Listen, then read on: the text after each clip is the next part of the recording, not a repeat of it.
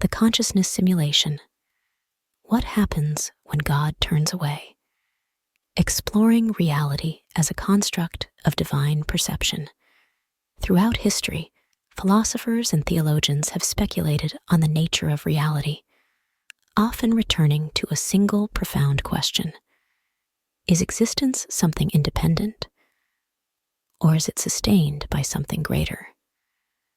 From George Berkeley's idealism, which argues that objects exist only when perceived, to the mystical traditions of Sufism and Vedanta, which view creation as a reflection of divine consciousness, human thought has consistently pointed to the idea that reality itself is contingent upon awareness.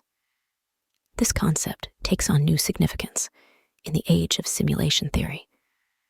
While contemporary thinkers like Nick Bostrom and Elon Musk suggest that our reality might be an advanced artificial construct, a more fundamental interpretation proposes that reality is not merely a programmed simulation, but rather a state of being actively sustained by divine awareness. In this model, God is not a distant creator who set the universe in motion. His perception is the very force that holds existence together. The implications of this theory are staggering. If divine perception is the foundation of reality, then existence itself is contingent upon being perceived.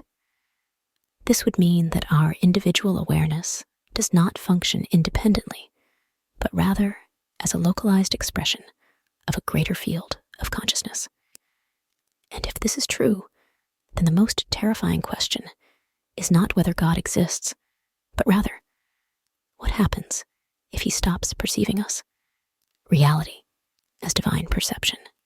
If existence is an ongoing act of divine awareness, then what we perceive as the material world is not an independent structure, but a manifestation of God's conscious perception. This aligns with idealist philosophy, which holds that reality is fundamentally mental rather than physical. Berkeley famously argued, esse est percipi, to be is to be perceived. Under this model, reality does not exist in an absolute sense. It exists because it is being perceived by an eternal mind. The concept of divine perception as the foundation of reality is also deeply embedded in religious thought. In Christianity, God is described as holding all things together, Colossians 1:17. In Islamic thought, God's perception is inseparable from creation itself. Everything that exists does so only because God continues to be aware of it. This perspective also resonates with certain interpretations of quantum mechanics. The observer effect suggests that observation itself affects reality, implying that perception plays a role in determining existence at a fundamental level.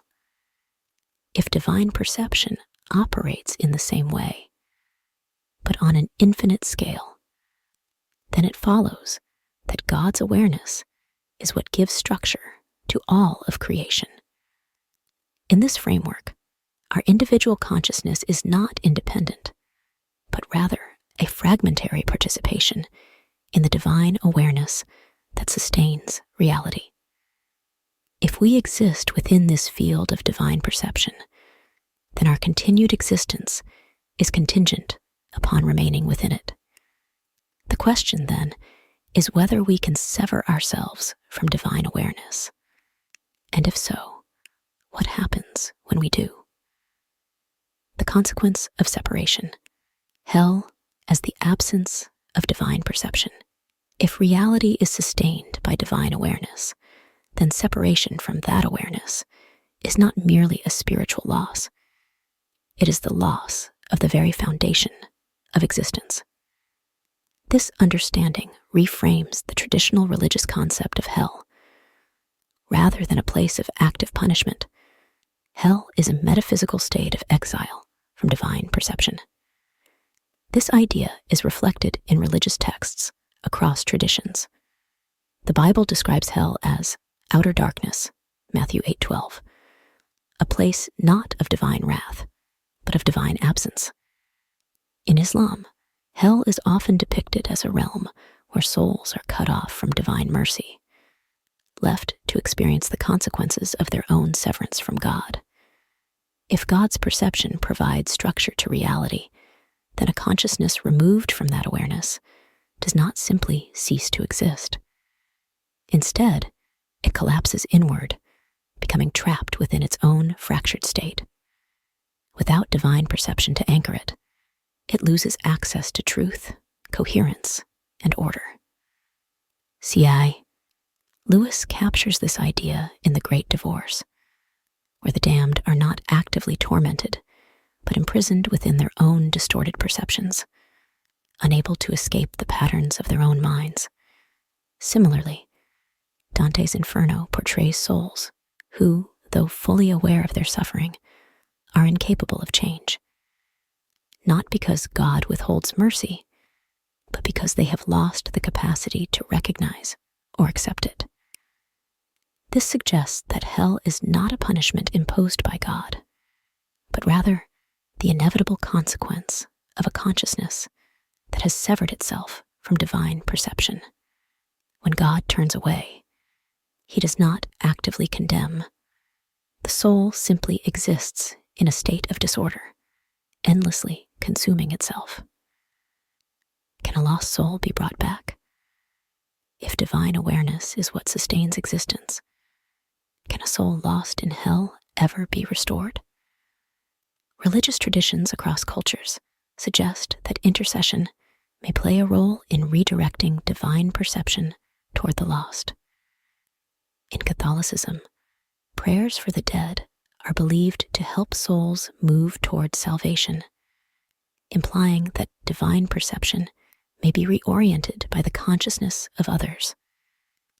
In Buddhism, the concept of merit transfer suggests that spiritual actions can benefit those who are otherwise incapable of reaching enlightenment on their own. These traditions hint at a possible mechanism where consciousnesses still within divine perception can serve as conduits for those who have lost it. This raises profound questions. If intercession can restore divine awareness to a lost soul, does that soul retain the capacity to respond? Or does prolonged separation from divine perception fundamentally alter a consciousness to the point where it can no longer recognize truth? Dante's vision of hell suggests the latter. His depiction of the damned portrays them as beings who have become their sins, incapable of redemption, not because they are forbidden from returning to God, but because they no longer have the will to do so. This aligns with the idea that separation from divine perception is not merely a loss of connection, but a fundamental transformation of consciousness. If this is true, then hell is eternal, not because God refuses to allow souls to return, but because the soul itself becomes incapable of realignment.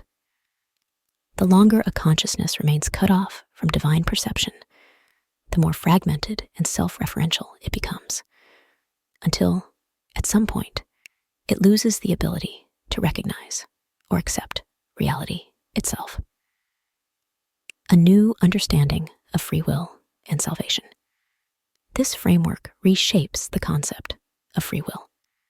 In this model, free will is not about choosing between good and evil. It is about choosing alignment or separation from divine perception. Every decision, thought, and action either strengthens our connection to divine awareness or weakens it. Morality, then, is not a set of arbitrary rules, but the patterns of consciousness that maintain alignment with divine perception. Sin is not merely a violation of divine law, but a progressive orientation away from the perception that sustains existence. If this is true, then salvation is not about being granted entry into heaven. It is about maintaining the capacity to remain within divine perception.